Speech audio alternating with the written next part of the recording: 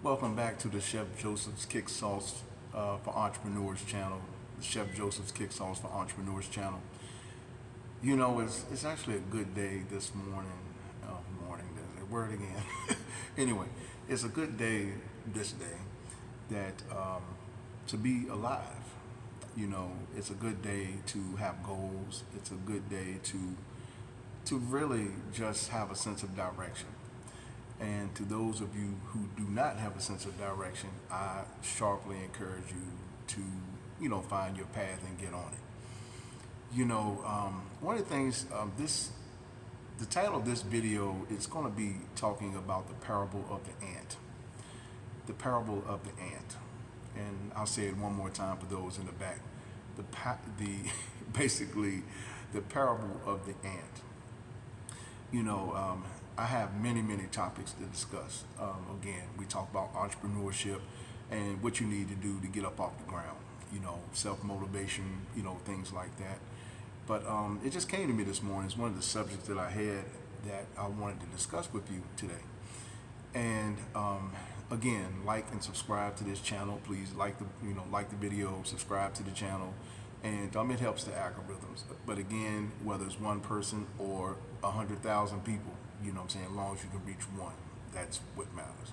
So, however, we're going to discuss the parable of the ant. Okay, not trying to preach to you, just want to kind of like give you some context and some of the insight that I've gained, especially off of this scripture right here. So, again, Proverbs 6, verse 6 through 8. Proverbs 6, verse 6 through 8. And it talks about the parable. I'm actually reading a little bit on my phone here. I know the scripture, but I'm just kind of wanting to point out some highlights to this thing. One of the biggest things that I've come to learn in life is that even though there are 4 seasons to the year, in a year, there's a time to plant, and there's a time for harvest, time to pluck up, and I definitely believe in moving, year round type of thing, especially if you're an entrepreneur, because you're definitely going to move around. You're going to have a lot to do all during the year, actually. But one of the things that I really gained insight on was literally about the parable of the ant. If you really look at this thing, the spring, the fall, winter, spring, spring, summer, fall, those are times really to start getting it in. Especially in the springtime, spring and then comes summer. These are the times that really start getting some groundwork, getting your footing and everything. Because when the winter time comes, it's like, it's hard to move out there. Snow, sleet, all the weather and the elements and things like that. And I know for me as an entrepreneur, I've worked like around the clock all around the year. But one of the things I've come to learn now is that you should gather in the summertime. Start gathering up your nuts, gathering up your fig trees, gathering everything that you can, because when the wintertime comes, that's the time to really lay back. Start your fire, whatever, at your house, type of thing. That is the time to really lay back and chill. I remember there's a time that I worked 6 months out the year, 8, 9, took 3 months off actually. I worked 8.5 to 9 months out the year, and the other 3 months, zilch, nothing. Just laid back, took care of my health, recuperated from the winter, from the long days of summer, is one of the things that I did. And that's what came with the entrepreneur thing for me. Again, this is not a conversation for those who, that you want things handed to you easily. Because I tell you, nothing was handed to me easy. I didn't get any bank loans to do any of this. No one gave me $10, none of that. I didn't stand on the corner to beg anyone. I literally had to climb my way up out of it. Because I seen better for myself, just like you should see better for yourself. And that's one of the things. So talking about the parable of the ant, even though we're humans, or mankind, however you want to go with that conversation, but just know, when you look at the ant, they work together in teams. They work together and they start gathering up while it's spring and summer, because of course wintertime you never see them. And same thing with entrepreneurship. What I'm saying? That the good hot days and things like that. Yeah, you might get out there and get hot, get sweaty or whatever, but you building something. But when the wintertime comes, you're able to kind of lay back a little bit. And that's how I'm shaping my life at this point. So if y'all got goals and stuff like that, one of the biggest things you want to do is gather in the spring, gather in the summer. Gather a little bit in the fall, but when that wintertime comes, that should be spent, in my opinion, with family and just kind of laying back so you can recuperate. So when spring comes back in, you can jump back in. But when you look at the ants, they do the exact same thing. One of the things I want to talk to you about as well, just kind of looking down here, talking about self-motivation. That's another one. Not a lot of people are self-motivated in this season. They need, kind of like to be, poked in pride to get to where they need to be, and that's okay. But at some point, you're going to have to develop self-motivation. I know for me, I'm usually up most of the time at 4 a.m. naturally. Years ago, I didn't understand how my granddad did it, but at the end of the day, when you got things to do and things on your agenda, your vision is what calls you. It calls you to wake. So that's really about it. So having self-motivation is a really good key. How do you get self-motivation? One of the biggest things is having a goal for yourself. If you have a goal for yourself, then actually it will motivate you to do something every single day. And that's it. That's being self-motivated. I know for me, like, I have zero distractions. Zero distractions at all. Nothing distracts me. No matter what has happened, I know as an entrepreneur, I've learned to weather the storm, because, it's not easy. Like day to day, you're dealing with a lot. So, so that's one of the things that I've learned to do is try to, balance it, up and down, as well, and go with the current. So, self-motivation is the biggest thing, that I definitely see that we should get, that we should kind of like try to look at as just being motivated about doing something. I was looking here for something talking about the sluggards, and anyway, yeah, the sluggards. So you have a lot of people, right? And like I said, this is not talking down on anyone, but sluggard is what kind of term is that? That's a pretty interesting term, because you have people that are just like sitting by the wayside, like not doing anything. NPCs, as some people call them, non-playable characters, and those are people who have no goals. Nothing wrong with them. I'm not speaking down on them at all, but non-playable characters have no sense of direction. Can they have sense of direction? Absolutely. I was reminded as I was coming to my place of what I do, I seen a guy, and I may have told y'all this story in one of the in one of my last videos. It was a guy out there, he was standing at 7-Eleven, and he was trying to wash windows for $2 and $3. And I was like, yo, we can turn you on and do this, and you ain't got to be in this. You can actually get up out of this situation overnight. No, I'm good.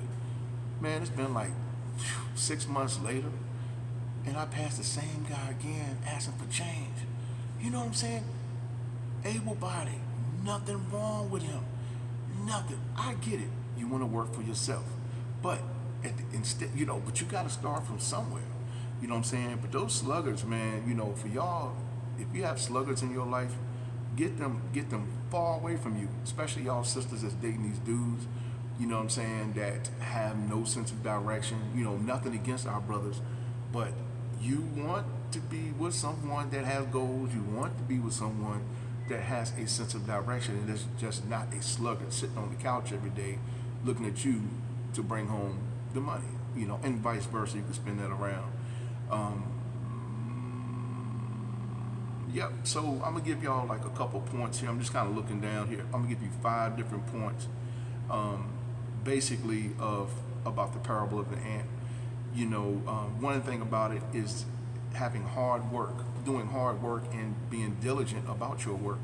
You know what I'm saying? So no matter where you are in this entrepreneur space, if you climbing to get to that next level, you know what I'm saying, or if you're already at your level, but one thing about it, hard work definitely pays off. Self-discipline definitely pays off. You know what I'm saying? For me, for the most part, I've always been a pretty disciplined person. You know what I'm saying? I fell short a couple times on my diet, actually. You know what I'm saying? But I had to reel that stuff back in. But sometimes, self-discipline can be a little challenging, but you got to really look at your goal and where you're trying to go with that. Planning, that's another thing. So planning out, having foresight and planning your way to where you're trying to be. Vision boards are a good thing. You know what I'm saying? Have a vision board for yourself. Basically you can write your plans out, and believe it or not, it'll come to pass. There's a saying that I'm reminded of. It's called, the ink of a scholar is better than the blood of a martyr. Say it again. The ink of a scholar is better than the blood of a martyr. And it talks about how, the ink, that when you write it onto a piece of paper, the ink dries into the fibers of that paper. See what I'm saying? Which means it can sustain itself for lifetimes, with proper care. And then you can also, you look at the blood of a martyr, people who they're in the street, basically proclaiming whatever their message is. But if they die in those streets as a martyr, just one thing, that the elements will wash them away eventually, and then they're not, they're kind of forgotten through history. So many people that came through this earth, they're gone, and they didn't never write their story. So that's why I said, so definitely write down your goals. The next thing is take responsibility and accountability. I'm gonna throw that last one in there, that accountability piece. One, I see with people that look like me, not against anyone else, but people that look like me. I can speak for people that look like me. No, nothing against anyone else. But a lot of people don't want to be held responsible or accountable for their actions. I look at a situation that happened not too long ago where you give someone a job, and in the beginning, everybody's got their head on about wanting to get a job and this, that, and the other. And the first thing you tell them is, hey, one, you must be on time, period. I don't want to hear no excuses. Yes, sir, I got it. No, whatever. Yep, I'm going to be there on time. Okay, so you come in the first couple of days, and the next thing you know it, you start trickling in 2 minutes late, 3 minutes late, this, that, and the other. And then when you hold that person, here go the magic word, accountable.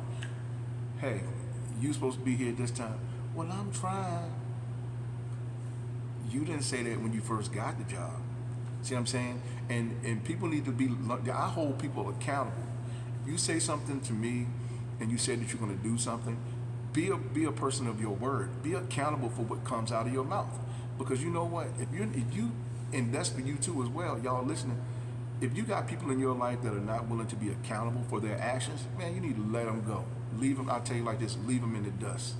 Leave them in the dust, because of the fact, if they cannot be accountable for what they're supposed to be doing, they're not accountable, then you have to leave them alone. And accountability is a big thing. And also, back to learning, again, we'll go back to learning about the ant, the parable of the ant. So definitely learning that how they gather in the spring, and then they gather in the summer. But at the end of the day, they gather, and basically when wintertime comes, then basically they're able to put up, what they have. You know what I'm saying? For wintertime, and you don't usually see them out in the snow, because guess what? They done gathered up. So definitely want to encourage y'all for to like and subscribe to this channel. We will be discussing things about entrepreneurship and things that you would do to basically, the things that you will go through. But one of the biggest things is, is basically gathering what you need to gather while it's still hot outside. Because when wintertime comes, you're not able to gather. So again, accountability is one of the biggest things. Be a person of your word. Be accountable. If someone points out something wrong, that's constructive criticism, we can call it that. If it's constructive criticism, then it's okay. You know what I'm saying? It's part of your growth. So, and accept it, because that's how you're going to grow.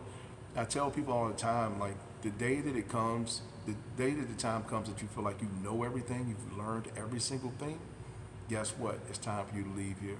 So I'm gonna leave y'all on that note, and and again, y'all have a fantastic day. Just be reminded of the parable of the ant. Okay, go to Proverbs chapter 6, verses 6 through 8. All right, peace.